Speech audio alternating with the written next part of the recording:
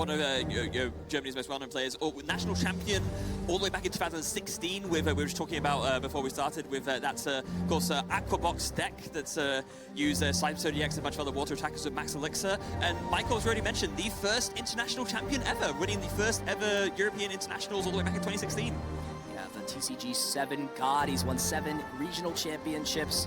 We've also seen him do extremely well at the World Championships, has a second place and top 4 finish there, as well as international championships. So no matter what you name it, I'm sure League Cups too he's won. He has done great at every stage, and it is going to be, I love this deck. I've been hyping this deck up. We get to see Dialga V-Star on the stream. Let's go, Freya. Yeah, that's it. I heard murmurs about this deck going to this tournament. I didn't know if there's someone, if it was, the murmurs were true or whether it was just murmurs, but it looks like Chriso is here playing it and it's currently testing it 3-0, so it's got to be something. Looking at these prize cards, just a few metal energy prize. That's really not what you ever want to see, but I mean, you play tons of them, right? You play 16. 16. I mean, I've seen some decks play up to like 20 metal energies, so maybe Chriso has maybe refined his list a little bit. I hope he's refined it if he's here at the International Championships. And I mean, quite fitting as well, of course, if you tie it back, maybe Chriso has a propensity for high energy decks. Of course, the Aquabox deck did play a very high energy count as well. He had that Max Elixir. Maybe just in this instance, Chriso just replacing Max Elixir with Metang, right? Let's get down to it. I'm not really super versed with this, but it's all going to come down to time, literally and figuratively, as Chriso will be starting the turn off. We are just going to see a Great Ball. This is a card we really don't see a lot. This is sort of what happens at the beginning of the format. We don't have a lot of great searching cards for sort of those evolution Pokemon in the middle. We have Ultra Ball too, and look at this. Who needs things like Battle VIP Pass or Poffin when you can just get all of your Beldum down on turn 1? Yeah, look at that. So all the Beldums down already. There is a full 4-4 line of Beldum and Metang, of course. The Metang with that Metal Maker ability lets you look at the top 4 cards of your deck and attach any metal energy you find there to your Pokemon in any way you like. So you just want to load up that Dialga V of energy and then evolve it into the Dialga V Star and just start Metal Blasting your way. Yeah, and I think Chriso is thinking about if he wants to just grab Radiant Greninja. You don't have a lot of ways to search this. The Buddy Buddy Poffin can get the Beldum as well as this Nest Ball, so maybe just make sure you get that Greninja into play. That concealed cards is one of the very limited ways you have to draw more cards in this deck. Yeah, it's got to be a consideration because, yeah, I think a Buddy Buddy Poffin, it can get you your low HP basics, but anything more than 70 HP is a no-go. And yep, exactly like you pointed out, there goes down the Radiant Greninja, and Chris is going to take a look through to what's prize. Going to notice, well, I was about to say you notice some energy prize, but I think when you play 16, maybe it's a bit hard to count when you know the exact amount and think, oh, how many do I have prize? Probably not even worth looking at specifically, but we'll look for his other important like one-ups and such. It's almost a given. You're like, okay, how many of my metal energy are prized in this game? You just have such high odds of prizing them. There is variance in the Pokemon TCG. So far, very much on Chriso's side. It does have that concealed cards ability. It will be the next thing for Chriso to use. So draw 2 more cards. Do we see any more things like Buddy Buddy Poffin? And this hand is actually pretty awkward, I'm not going to lie. Just a lot of metal energy, maybe a boss's orders, and I think it's just debating, do I want to play down this Zamazenta? It does have that metal shield ability, so it could take a little bit less damage, and that retaliate attack can deal solid pressure. And action's over to Michael here. Yeah, doesn't have an energy right away, but does have an Iono, so can look through some more of the deck and still look for that energy card. Time is not on your side with this Arceus deck. You've really got to hit every single thing you need to keep pace, and you've also got to cross your fingers and say, please don't let my opponent have the nuts. Please don't let them have everything they need for Star Chronos on the second turn. Although inadvertently, of course, I mean, you just said Chriso's hand was not that great. Michael might have bailed Chriso out a little bit here. That second hand that Chriso drew looking a bit more promising, but Michael does find that double turbo energy, which is exactly what he wanted, so we'll be able to fire off that Trinity Charge and get some energies onto this Giratina V. Didn't get down something like another basic Pokemon, like another Arceus V. Oh, that's true, though. The Trinity Charge is still good. You can power up this Giratina V, so that just in case if your opponent uses Metal Maker and puts 4 energy onto their Dialga. But at that point, that game would just end if there's 4 energy, because Star Chronos does exactly 220 damage, and then you can just knock out the Giratina V with Metal Blast. And listen, Freya, it's got something we've got to keep in the back of our mind. It's very unlikely. You've got to hit a lot of things. This deck isn't necessarily very consistent. We've seen things like a lot of these decks play cards like the TM Evolution, but that's actually not in Chriso's deck. Is playing a lot of different supporter cards. Freya, run me through how he's really constructed this deck. So there's a card in a very high count here that you don't see very often, and that's Jacques. Supporter lets you search for any 2 evolution Pokemon, but I guess in this deck, all you really need is Metangs and Dialga V-Stars, right? So, and Jacques can grab both of those, so it does make a lot of sense here. And looking at the hand, yeah, there's a lot to work with here. There's a Metang, there's a Great Ball, there's another Buddy Puffin. This hand is so good. There's, I think, ways to evolve every single Pokemon into play, and can even find something like the second Dialga or the Mew to provide a little bit more support. And this is where we've seen sort of a shift. As the format shifts to playing more EX Pokemon, your V-Stars become a little bit safer. Things like Maximum Belt aren't going to have any value. That A-Spec of choice for Michael in this matchup against Chriso. Yeah. Now, there's a very interesting debate here that I want to point out. Where that is like the sequencing right here with the Great Ball versus the Buddy Puffin. Now, if you do the Great Ball first, in theory, there are more Pokemon in the deck. But say if you wanted to hit something that wasn't a Beldum, maybe it's better to do the Buddy Puffin first. There's less Pokemon in the deck, but then you increase your odds hitting another Pokemon. Now, what do you make of it? Well, I think it's because Chriso knew that there were no Pokemon he wanted on the bottom of his deck. Exactly. So just wants to look at the top 7, knows there's nothing that's really desirable there. It's not worth changing it up and paying off there. Just finding another Dialga, that's a great hit to get off that Great Ball. Yeah, and then with the Nest Ball finds the Mew, which is the other hit off of there as well. And there's the Jacques as well. Oh my, wow. We could be seeing the game end potentially this turn if Chriso has an energy in hand. If this Metal Maker, these 2 Metal Maker abilities can find 3 energy cards, then Star Kronos back-to-back with a Metal Blast can get rid of Michael's only 2 Pokemon in play, and we could be seeing the game end on the 2nd/ extra 3rd turn. We should make, for those who don't know, so yeah, Origin Form Dialga V-Star's attack is that Star Kronos. It is 220 damage, take an extra turn.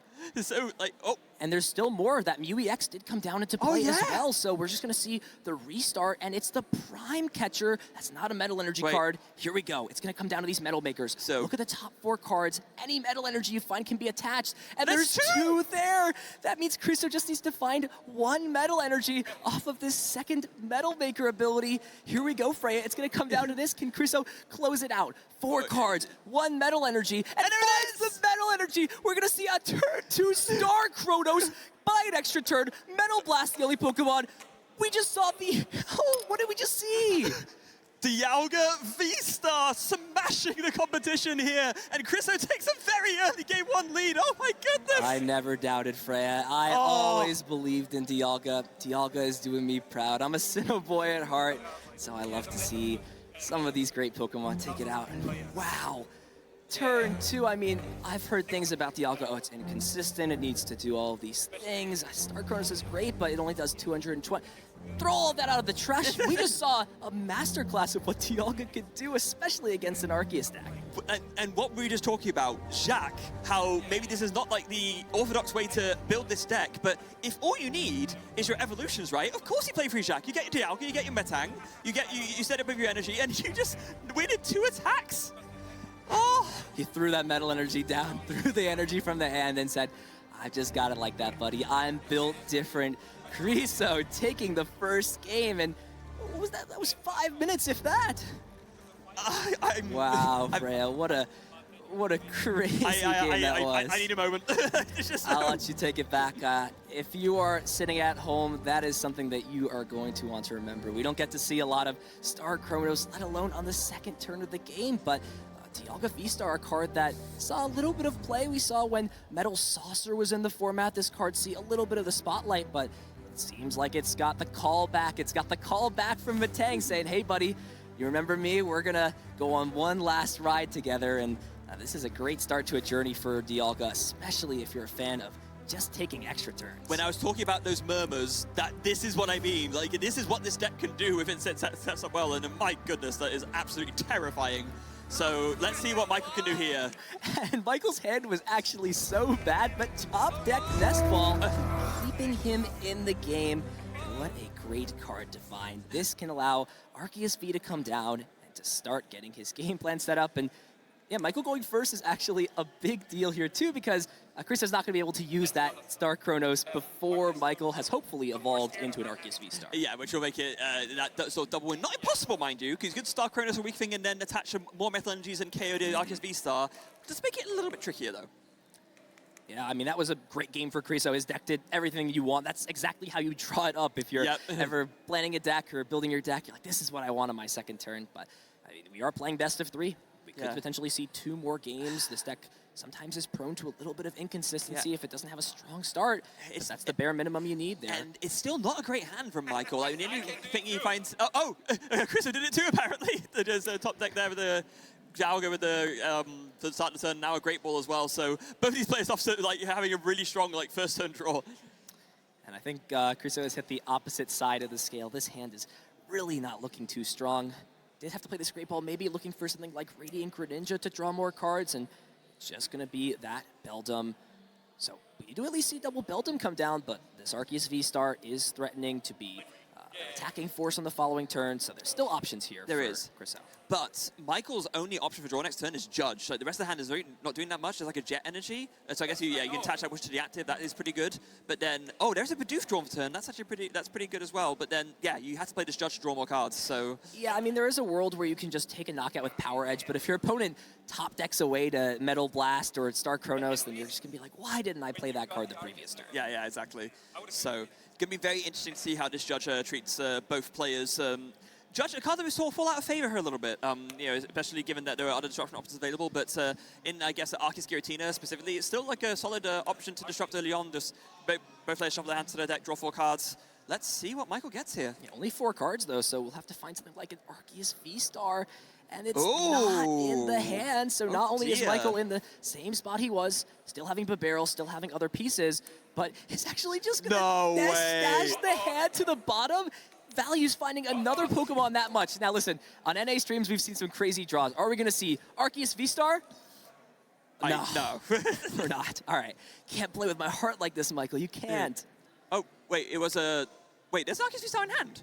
Oh, did he? Oh, I think he drew it off the prize cards, probably. Yeah. Okay. We did see that Power Edge take the knockout, and the door is open yet again. I mean, listen, it's possible if we see an attachment, Metal Maker hit. I can't even think about it. You know what? Chris is going to just show up if he's got it or not. If he does, then fair game to him, And free Metal Energy, that's what you need.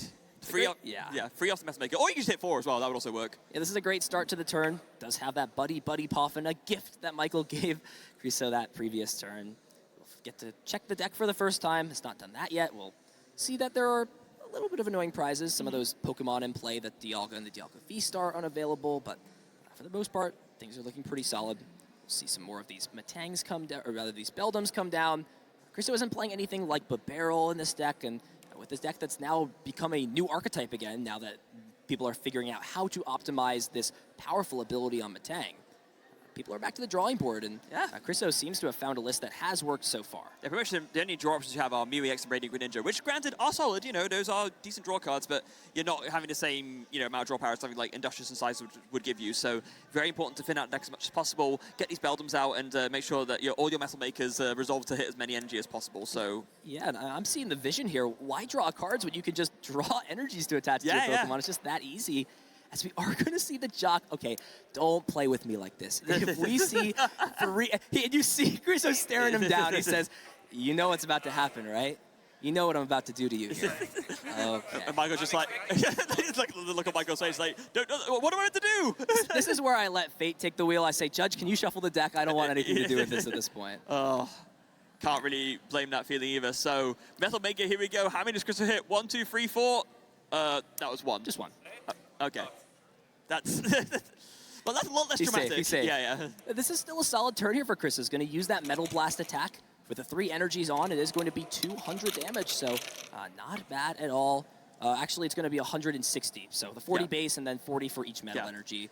This does set it up this Arceus V-Star for a 2-hit knockout. There is now Star Chronos, and there we see the Arceus V-Star finally get evolved, and Michael can take a sigh of relief for now, but I mean, listen, Star Chronos is definitely still on the table for the following turn. Yeah, and of course, the other point to note as well is that, 280 HP is not a small number. Like, Arceus cannot KO that at all. So even if Chriso, or even if Michael does, do some damage here, Chriso is pretty much in the lead with damage, but Using that Nest Stash for 1 and finds the boss's orders to target down the Matang. And I think Michael understands what he needs to do in this matchup. Shut off the Metal Maker ability and just put Chriso in a position where he's just not able to flood these Dialga V-Star with tons of metal energy and can even use Starbirth to grab what is most likely going to be another Pokemon. Could even get that Barrel. That is also an option now that there are no cards in the hand with the 2 from the Starbirth.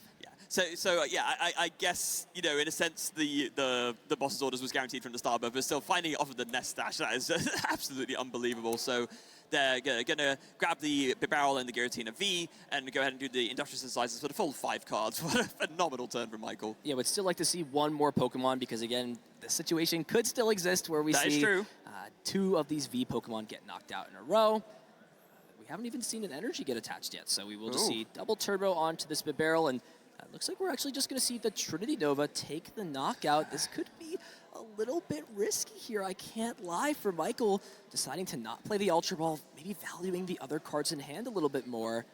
We do know that Chriso is playing that Prime Catcher as the A-spec of choice. Yeah, I think Michael is making this decision on the basis that Chriso only has 2 cards in hand, right? Soon to be 1. So I think Michael's thinking, you know what, the chance of a boss's orders is low. Even if there's a Star Chronos that can happen, I can just bring up something else that isn't, you know, a 2-prizer. Okay, hold on, though. Does find an energy off of this Metal Maker, and now with 4 energy on this Dialga V-Star plus the attachment for turn, we could see Star Chronos be used to buy an extra turn here for Chriso, taking 2 prize cards. What does he find? It looks like it's a few Nest Ball. That's not bad at all. You can potentially draw some more cards and find Cypher Maniac.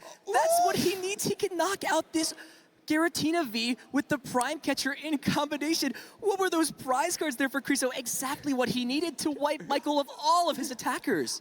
My argument earlier in the debate feels so vindicated right now. And you see Michael just reeling his head like, come on, man, you have that? You had what you needed? Not just the ability to power up this Dialga. That is crazy. I heard something. Wait. Oh, it looks like we're maybe have a little bit of technical issues, so. Yeah, exactly. I heard it.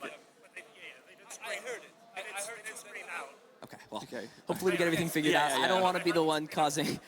It looks like. I did not, but I heard they scream.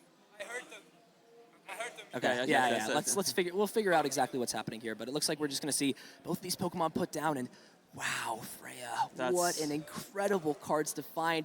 And Prime Catcher, the MVP, will allow Chriso to pivot into this Mew and bring up that Giratina V, and this Dialga V-Star can Metal Blast and knock it out and remove everything off of Michael's board except for the 2 support Pokemon that remain. Yeah, that's absolutely fair. A devastating turn there from Chriso, just able to take two prize knockouts on the bounce, and pretty much a mirror game 1 in the sense that, you know, you have it's not like an instant win, but it kind of is in the sense that you take all Michael's attackers off the board.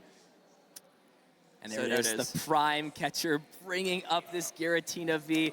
And that's it. Michael just says, you've got everything. I cannot come back from this. A 15-ish minute 2-game set in dominating fashion. Chriso taking the win and moving to 4-0. The rumors are true? Like, is Dialga the deck to watch out for this? Is it going to take the whole thing? I'm a proud member of the Dialga V-Star fan club after that match. You know what? Chriso could be the leader because I would follow in his footsteps. That was excellent display of what Star Chronos can put together. And I mean, you have to wonder, Michael, did you maybe want to play that Ultra Ball? I think it's tough. You always got to think about the resources, how you follow things up, because if Michael even found another Pokemon that turn to power up, would it have even mattered? Yeah. It's like you have to put 3 energy onto your Pokemon. Even if you split it 2 and 1, the Prime Catcher just still goes after the Pokemon with 2 energy, and then there's no way to knock out unless you have to find, it's still so hard, and from there, Chriso's just in a dominating spot, but wow, a lot to take in from that match. It was a quick one at that, but still a great one to watch. Yeah, let's go with the replay for like what little it was. I mean, the replay is just, you'll see it right here. Star Chronos attack again, win the game. Just 2 games in a row. That's all there was to it. And you saw the card there grabbing the last Metal Energy needed to just use Star Chronos, knock out both Pokemon. And if you're Michael, you're shuffling up for game 2. You're thinking to yourself, okay, you know what? My opponent got pretty lucky there. My start wasn't great. I can put things back together. I've just got to take my extra turn going first, draw some more cards. And even though it was all smiles at the table, it was just all Chriso just finding all the pieces needed. Michael ran over by the powerful Time Master.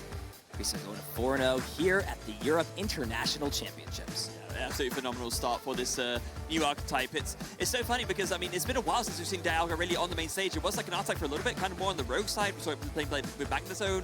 But it seems like with this Batang, it just suddenly it has this burst of energy that it needs to just, take these very devastating early play turns where you can just Star Chronos it into another KO and Metal Blast, and that's all she wrote. That's Prime Catcher doing its due. This deck got incredible upgrades with the Matang, being able to use that Metal Maker ability, and then Prime Catcher as well. And look, Twitch chat, you had some say in that. Like we talked about how good Cypher Maniac was. Who needs to find the boss itself for drawing to the Prime Catcher off restart? You can just guarantee the cards you want, and that's why having an item that is a Gust is so powerful, especially when it combos with other supporters in the format. So how long before we see a tweet from Hexa TCG? Just want my first leak up in the new format with Dialga V-Star. All I'm going to say is 2 weeks ago, I made a post on X with a Dialga list. Now, keep in mind, it was nowhere near as refined as Chriso's was, and I said, we are making it out of Sinnoh with this one. We are back. We are winning. And you know what? Anybody hated? Just know that I saw this coming. It was in the cards. Yeah, you're welcome. You heard it here first. You're welcome, guys. Yeah.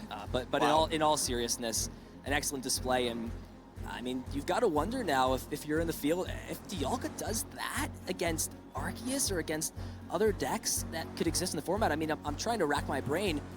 I heard people say, yeah, this deck has no bad matchups, but itself, is that true? I have to think, though, what do you think about Charizard? I mean, it is a dark type because of the Terra, but there is Radiant Charizard. Maybe some things to think about there. Yeah, I mean, I guess it just depends when we get to the point where you can just take a KO, right? Because, I mean, the nice thing about Dialga V-Star, it is one of those few cards that can take a one-hit knockout on a Charizard. You just put enough Metal Energy on, you can get there. And there are other things you can knock out with the Star Chronos to still have that devastating turn. So I think it is definitely a harder matchup, but not unwinnable by any means. Yeah, speaking of getting a lot of energies, I was walking out in the field a little bit earlier and I saw popular content creator and regional champion, excellent player, Andrew Mahone, decided to come to the Europe International Championships and play Dialga. Oh. And I walked over, saw him use Metal Maker, hit 3 energy, and then looked down and the Dialga V-Star had, I think, 8 energy on it. That's 360 damage to knock out a Charizard. Now, he did still lose that game because Radiant Charizard is a very good card, plus Disruption against the deck. But let it be known, yes, 280 used to be a lot. Now 330 is sort of the norm for 2 prize Pokemon. But it's still possible to hit those numbers. You play lots of energy. You play things like Super Rod to put energy cards back in. We didn't even see a lot of those get played, but there's lots of Super Rod. Right? That was, I don't like to use the word blowout, but that was, by all means, an absolute blowout, just domination. And it's not even like with, I mean, Michael, we've seen him play a variety of decks over time. I mean, he's a very skilled player. The formats he's played in have ranged from 2010 being extremely skill exclusive. People really talk about how in-depth the decks were. The Giratina deck that he played, I mean, that's not an easy deck to play at all. Arceus Giratina, definitely one of the more streamlined, simple decks. So it's not like he could have necessarily played a huge differential in terms of different play, but I mean, that's sort of how Pokemon goes. If you believe in the cards, if things come your way, especially with a deck like Dialga, you can definitely win games. And it makes sense for Michael to play that as well. He tends to favor consistency, especially in these like early unknown formats. Arceus Giratina is a deck that you know exactly what it's going to do. It has the setup option, it has the one-hit KO option. So for a player like Michael, it makes absolute sense he would bring something like this. But it doesn't matter how consistent you are if your opponent can just like KO anything that you put out before you can even do anything with it. Yeah, it's Star Chronos. I mean, Dialga is the master of time for a reason. Yep. I mean, we saw it back in, when was this? Ultra Prism in the Sun and Moon era. That was when Dialga GX came out, and we saw the Timeless GX attack. That was actually one of the first decks I played at a regional. I was still a wee bit senior. I know I'm sounding a little bit young, but with the Magnezone that had an ability that lets you attach as many metal energy. So it's pretty much Baxcalibur's Super Cold, but it's for metal energy. Yeah. Of course, a lot less support. There was no Irida for metal types, so it was a little bit harder to get into play. But yeah, I mean, this is a cool consistency we see with Dialga, just letting you take the effects. I think if we had to make a tier list of most powerful effects, I mean, disagree with me here, it's definitely taking, I think it's SS tier is definitely taking an extra turn and taking an extra prize. Yeah. And then it's probably like knocking out a Pokemon in one hit or preventing yourself from being, but that is definitely in the, I think that and taking extra prize cards are some of the best effects in the game that you can possibly have. I think it's no coincidence that effects like those have featured in some of like the most successful decks of all time. So yeah, definitely agree with you there. Not gonna find any disagreement from my side. yeah, a certain Dialga appeared on a trio of Pokemon that maybe let you take a little bit of an advantage when you knocked out some Pokemon. I know we're long gone from that time, so my trauma has healed a little bit. We're beyond that. But yeah, Dialga just finds itself in situations where he just likes to break the game, and I respect him for that. I respect it. Yeah, there's been a lot of very powerful Dialga cards. Even if you go back even further, Dialga G, of course. Yes, of course. That was a very, very powerful, and the level X as well, with just an absolute tank of a Pokemon. So yeah, the Dialga's seen a lot of success. It's good to see it, still punching, not above its weight, it's punching well at its weight, but with a lot of success in the trading card game. It makes you wonder, maybe there's a fan of Dialga Creatures who really likes to design in cards. Creatures, if you're watching this, I love Rotom. Please design a good Rotom card again. Rotom V was great, but eventually he may be gone. Yeah. I would like another good Rotom card. Pretty please. That's my letter to you guys. Thank you. Do you have a favorite Pokemon that is a good competitive card? Right now, Lugia.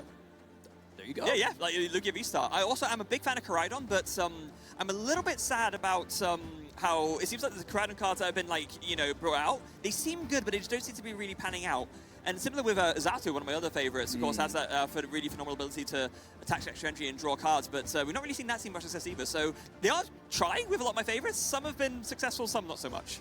Hey, listen, I wouldn't give up on Xatu yet. There's some Espathra EX decks out in the field. You're right, yes. That's a great new partner for Xatu, so maybe the F regulation on, once we see some of these support Pokemon make their way out of the format, even if it's another year, I mean, Xatu's still got another year after this in the standard format. We could see Xatu get the spotlight one day. For now, though, it's going to be Dialga taking the win, and this makes me even more excited. We've already seen tons of different matches, players of all different skill level, players with all different backgrounds from around the world, and that's what makes these Europe championships and these international championships so great. Yeah, it really is. Now, I don't think we're quite ready at the interview, but I cannot wait to see what Chriso has to say about that match and just like the deck in general, because it's going to be our first time to really get an insight into the player's mindset of why you choose a deck like this and sort of what you think about it, and I, for one, can't wait to hear what he has to say.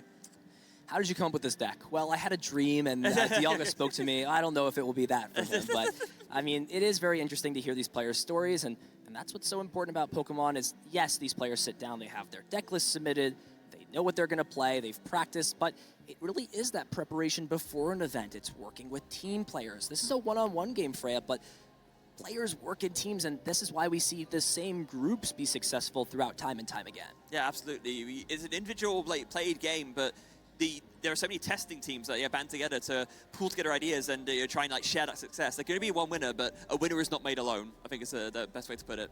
There is no I in team, right? No. So, that's how things work out. So we've got plenty more to play. We haven't really had time to talk about the new format thus far. We'll quickly go into it. Quickly, Freya, give me your most anticipated deck. I saw the Lugia cards. Is that what it is? It's Lugia again? Yeah. It's the fact that Chinchino essentially completely revitalized Lugia as an archetype. So that special roll, 70 damage for each special energy on it. Just a perfect pair for Archeops with the Lugia, and just gives it that really strong one-prize attacker that it needed. And basically taking it back more to how it was before the rotation, where it was basically kind of mainly one-prize focus, those amazing Pokemon. But now you can do that again with Chinchino. Yeah, I thought Lugia's reign had maybe come to an end, and then I read Chinchino and said, okay, so we're going to have a 5 energy, knock out anything in the active Pokemon again. Exactly. Cool. Don't bring me back to this. Actually, I can't say don't bring me back to this deck. I won events with that deck, so, I am thankful for Lugia V-Star. I mean, listen, we'll think back on deregulation Lugia, like you mentioned, playing all the special energies that provide types like Aurora Energy. We had the Hiding Darkness Energy, things to allow these amazing Pokemon to attack. That is, I think without a doubt, within the last probably 5 years, one of the most powerful decks we've seen in the Pokemon TCG. Yeah, without a doubt. There's a reason why it took up so many of the top slots at the Latin American Championships that it was in as it did. Yeah, I mean, I think about even the evolution of that deck. When I first played that deck, I played